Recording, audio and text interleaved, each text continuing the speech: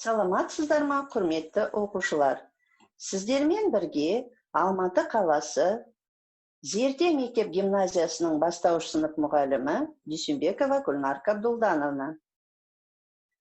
Математика пәні 4-ші сынып Алматы кітап баспасы. Бүгін сіздермен өтетін тақырыбымыз қос теңсіздіктер.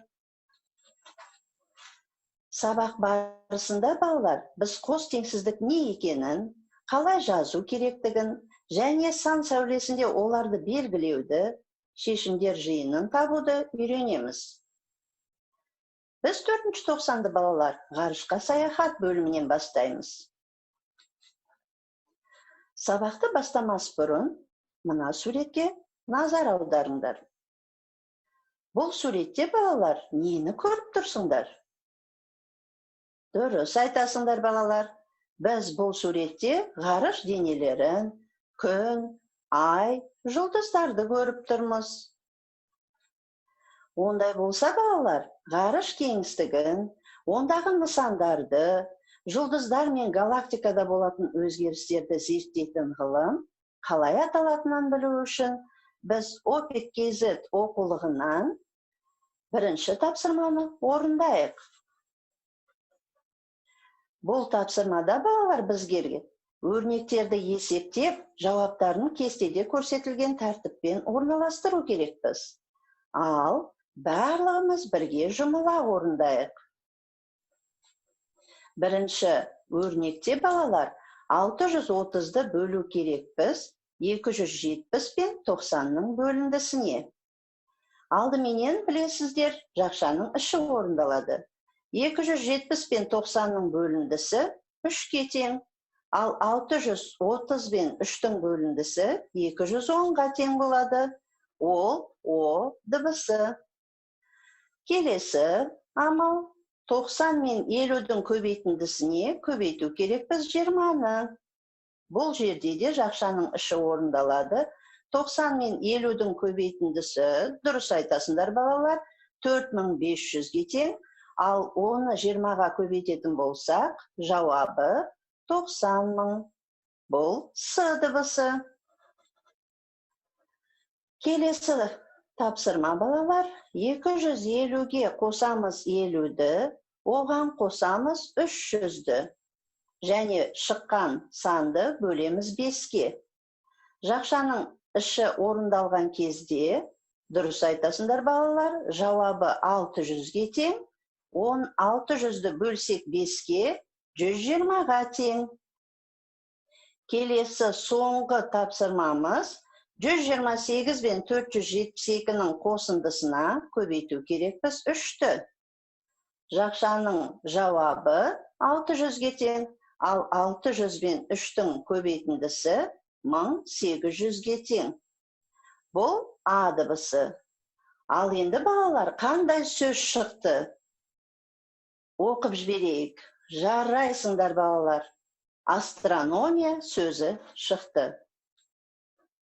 Астрономия балалар көне грек сөзінен тілінен аударғанда астро жұлдыз, номос заң деген ұғымды білдіреді. Ғарыштық денелердің құрылысын, оларда болып жатқан құбылыстарды зерттейтін ғылым астрономия деп аталады. Енді балалар біз сендермен оқулықтағы келесі 3-ші тапсырмаға қарайық. Балалар жердің моделін шар түрінде жасады. Бұл модельді өлшеген кезде шар 3 килограмм кіртастан ауыр, бірақ дәл осындай 2 кіртастан жеңіл болып шықты. Шардың массасын X килограмм деп белгілеп, теңсіздіктер жазамыз. X белгісіз 3-тен артық және X белгісіз 6-дан кем. Шардың салмағы 3 килограмм мен 6 килограмм аралығында болады. Осы сөйлемді математикалық символдарды пайдаланып жазсақ, бұлай болады балалар. X белгісіз 3-тен артық және 6-дан кем. Бұл қос теңсіздік деп аталады. Есте сақта, назар аударайық балалар. x 3-тен артық және 6-дан кем бұл теңсіздіктің шешімдер жиыны. Оларды біз әрине фигуралық жақшаның ішіне жазамыз. Олар 4 және 5 сандары. Ал сандық сәуледе кескіндеу үшін біз 3 пен 6-ны шешімімен кіргізе алмаймыз. Өйткені 3 пен тең болып қалу себепті. Бірақ сандық сәуледе көрсету үшін 3 және 6 бос, іші қуыс дөңгелектің ішіне алынады. Ал 3 пен 6 бұлар шешімдер жиыны болып табылады. Енді балалар, сол сияқты осыған ұқсас тағы бір тапсырма. X белгісіз 5-тен артық және 15-тен кем.